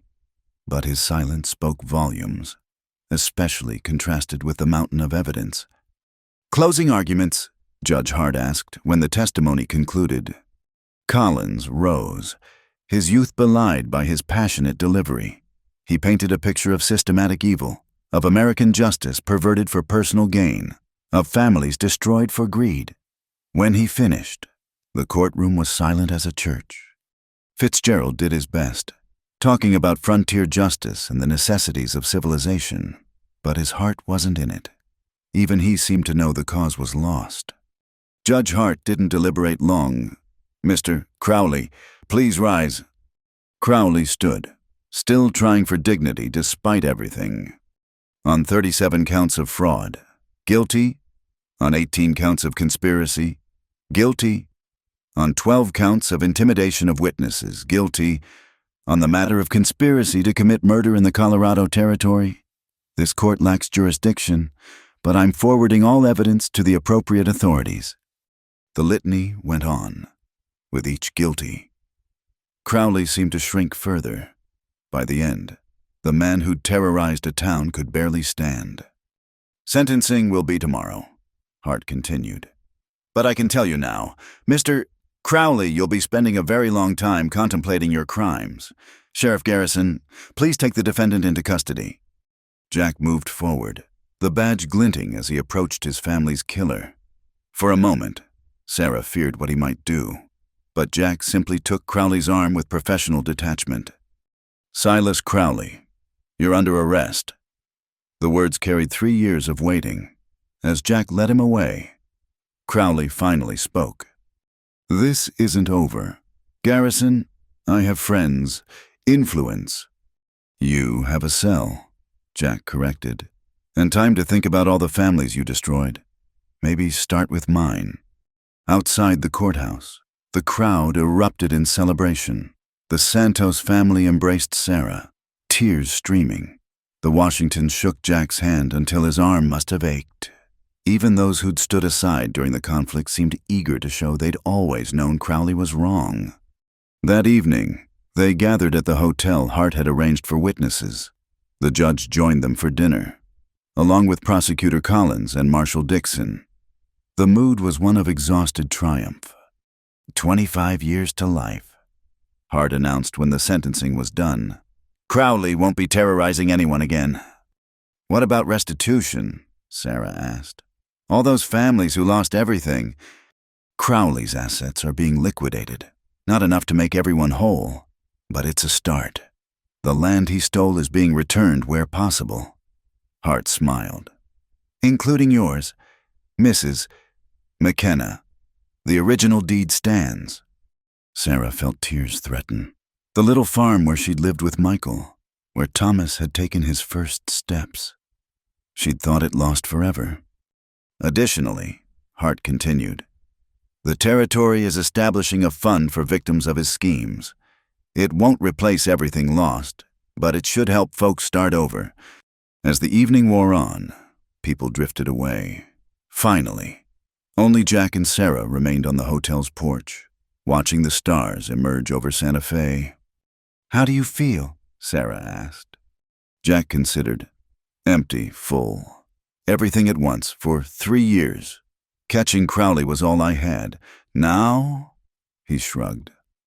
Now you have a town to protect. People who need you. Sarah took his hand. A future to build instead of a past to avenge. Is that enough? It's everything. She squeezed his fingers. Your family has justice. Emma and your mother can rest. But you, Jack Garrison, get to live.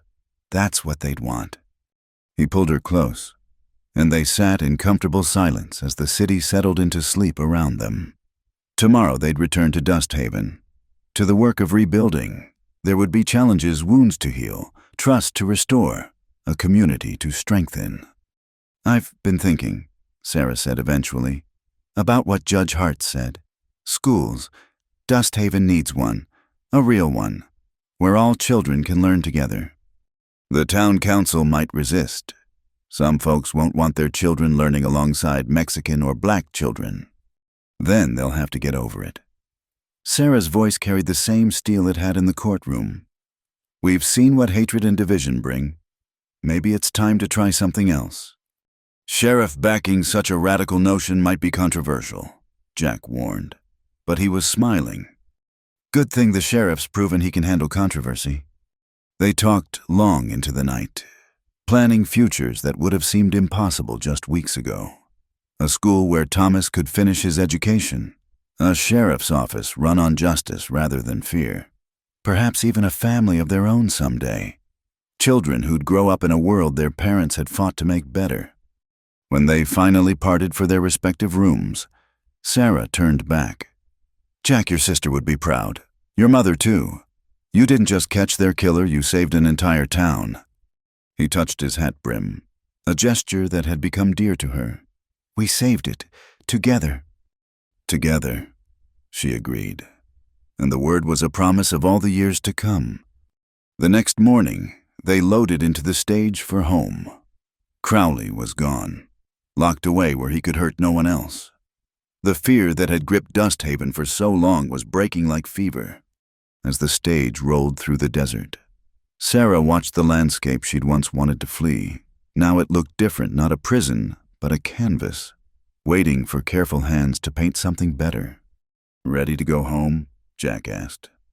Yes, Sarah said, and meant it with every fiber of her being. Let's go home. The stage kicked up dust as it headed west, carrying them back to Dust Haven and all the work of rebuilding that awaited. But they were ready now, tempered by trial and bound by trust.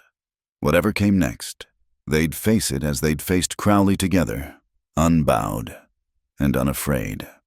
The first drops of rain fell like benediction on the parched earth of Dust Haven. Sarah stood on the porch of what was now the sheriff's office, watching the clouds gather over Devil's Wash. After months of drought, the desert was about to bloom again.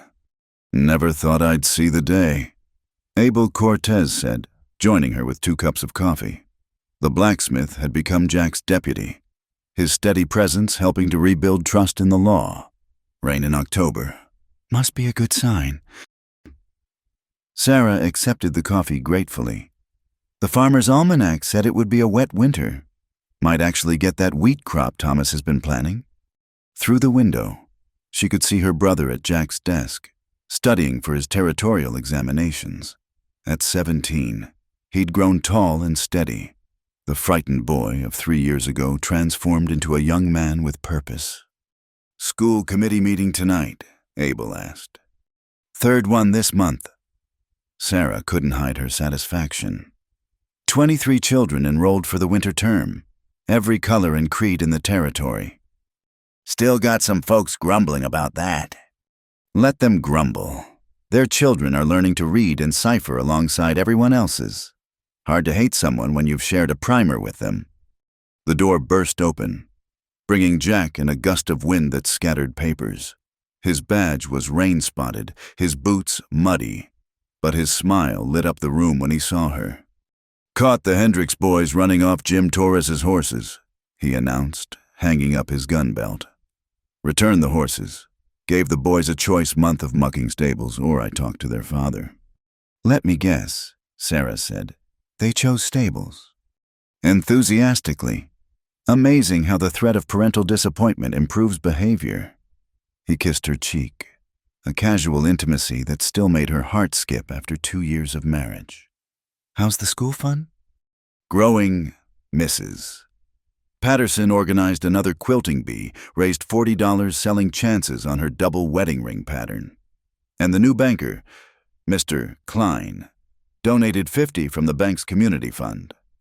The new banker was nothing like Crowley, a thin, nervous man who triple-checked every loan and kept scrupulous records that anyone could examine. Trust was slowly returning to Dust Haven's institutions. Thomas looked up from his books. "Jack, can you explain this section on territorial water rights again? If the Spanish grant says one thing, but the American law says another." As Jack settled in to tutor her brother, Sarah watched them with deep contentment. The angry, grieving man who'd bought her freedom had become a patient teacher, a fair lawman, a loving husband. The badge he wore wasn't just metal and authority, it was a promise to the community that justice would be even-handed and true. A commotion outside drew her attention. Through the rain, now falling steadier, she saw a crowd gathering near the old auction platform. Her stomach clenched with remembered humiliation until she recognized the purpose they were tearing it down. "About time," she murmured. Sarah, young Annie Santos, came running, heedless of the rain. "Mama says come quick, Mrs. Washington's time has come." Sarah grabbed her medical bag, part of her training under Dr. Marsh. "Tell your mother to boil water and gather clean cloths. I'll be right there." She'd delivered 6 babies in the past year, each one a small miracle of hope. Children who would grow up in a different Dust Haven than their parents had known. The Washington home was warm with activity. Joseph Washington paced anxiously while his wife labored, aided by the women of the town. Sarah had learned that birthing rooms were where true community happened. Mexican women teaching black women their mother's remedies. White women learning songs in languages they'd never bothered with before. "Sarah, thank God," Eleanor Marsh said, looking relieved. "Baby's turned wrong. Need your smaller hands." They worked together through the afternoon, rain drumming on the roof, when little Joshua Washington finally arrived, squalling and perfect. There wasn't a dry eye in the room. "First baby born free in a free town," Joseph whispered, cradling his son. The man who had once been broken by Crowley's cruelty now stood tall, his small farm prospering under fair laws. Sarah cleaned up, exhausted but exhilarated. Through the window, she could see the rain had become a proper storm, water running in the streets, filling cisterns and rain barrels. The drought was truly broken. She found Jack at the cemetery, standing before 2 new headstones he'd had shipped from Denver. Emma Rose Garrison, beloved daughter and sister, Margaret Ann Garrison, devoted wife and mother. The rain had washed them clean, making the carved letters stand out sharp and clear. "Wanted them to know," he said quietly as she approached. "About the town, the school, everything we've built. Wanted them to know it meant something." Sarah slipped her hand into his. "They know. Jack, every child who learns to read in our school, every family that keeps their land, every person who gets fair treatment under the law, it all honors them." He pulled her close, and they stood together in the cleansing rain. The past would always be with them, but it no longer defined their future. That evening, the whole town seemed to gather at the social hall. What had started as a school committee meeting had transformed into an impromptu celebration of the rain. Fiddle music spilled out into the wet streets, and even the most dignified citizens could be seen dancing with abandon. "Speech," someone called out. "Sheriff, give us a speech." Jack tried to decline, but the crowd insisted. He stood on a chair, looking uncomfortable but determined. "I'm no hand at speeches," he began. "But I reckon I can say this 3 years ago. This town was dying. Fear had us by the throat, and we were letting it choke the life out of us. But look at us now! Look at what we've built together!" Murmurs of agreement rippled through the crowd. "We've got a school where every child is welcome. We've got laws that protect everyone equal. We've got neighbors who look out for each other instead of looking away. And now," he gestured to the windows where rain streaked the glass, "we've got the rain to make it all grow." "To Dust Haven," Abel called out, raising his glass. To Dust Haven, the crowd roared back. Sarah watched Jack step down, immediately surrounded by people wanting to shake his hand or share their plans for the coming season. This was what victory looked like, not just Crowley behind bars, but a community choosing to be better than it had been. Aunt Sarah, Thomas, appeared at her elbow, grinning wider than she'd seen in years. "I passed the territorial examination I passed. I can start working as a legal clerk in the spring." She hugged him fiercely. "Your parents would be so proud. Thomas, I am so proud." "Going to be a lawyer someday," he said, eyes shining. "Help people like Jack helped us. Make sure there's always someone to stand up to the Crowleys of the world." As the evening wore on, Sarah found herself on the dance floor with Jack, moving to a slow waltz around them. The transformed town celebrated Mexican and Anglo, black and white, all united in their survival and hope. "Any regrets?" Jack asked, echoing her question from that day at Devil's Wash so long ago. "Not one," she answered. Only that Emma and Ma couldn't see this, couldn't meet you." His voice was soft with old sorrow and new joy mixed together. "They're here," Sarah said, touching his chest over his heart. "In every good thing you do, every person you protect, every child who grows up safe because of what you've built. They're here, Jack."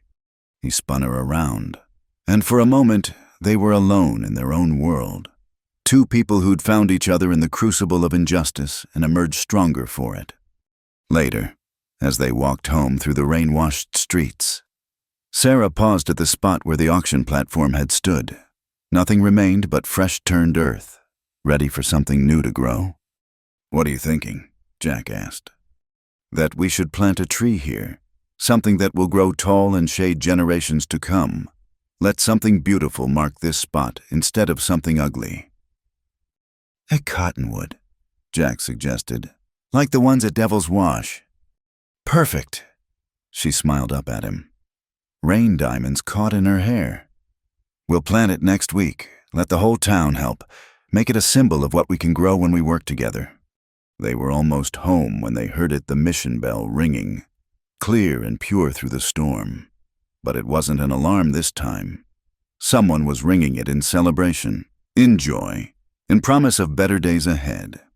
"Listen," Sarah said, stopping in the middle of the muddy street. "That's the sound of hope. Jack, that's what we built here." He kissed her there in the rain, not caring who saw. Sheriff and schoolteacher, husband and wife, partners in every sense of the word. When they broke apart, both were laughing like children. "Come on, Mrs. Garrison," Jack said, tugging her toward their house. "Let's get dry. Tomorrow we start planning that school addition you've been wanting, and maybe—" He paused, suddenly shy. "Maybe we start planning for a different kind of addition, too." Sarah's hand went to her stomach, where new life had just begun to grow. She hadn't told him yet, waiting for the right moment. "Maybe we already have," she said softly. Jack stopped dead, eyes wide with wonder. "Sarah, are you—" A doctor, Marsh confirmed it yesterday. Spring baby, she thinks. He whooped loud enough to wake the neighborhood, sweeping her up and spinning her around. A baby, our baby. Jack Garrison, put me down before you drop me in the mud. But she was laughing too, joy overflowing like the rain barrels around them. As they finally made it inside, shaking off wet coats and boots, Sarah looked around their simple home. The same walls that had sheltered them as fugitives now held a lifetime of memories and promises. On the mantel sat Emma's picture, brought from Colorado, watching over them with painted eyes that seemed to smile. She would have loved being an aunt, Jack said, following her gaze. She is an aunt, just watching from a different place. Sarah lit the lamp, golden light pushing back the dark.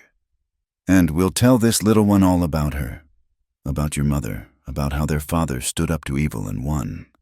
Outside, the rain continued to fall, soaking deep into the thirsty earth.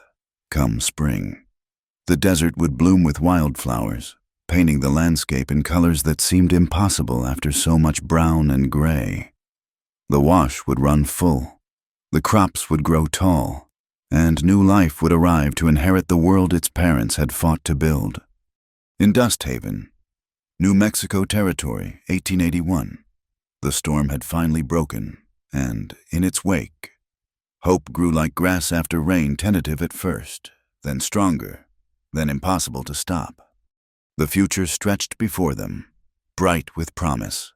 There would be challenges, still prejudice didn't die overnight, and building a just society was harder than tearing down an unjust one. But they would face it as they'd faced everything else together, with courage, with love that chose each other again every single day.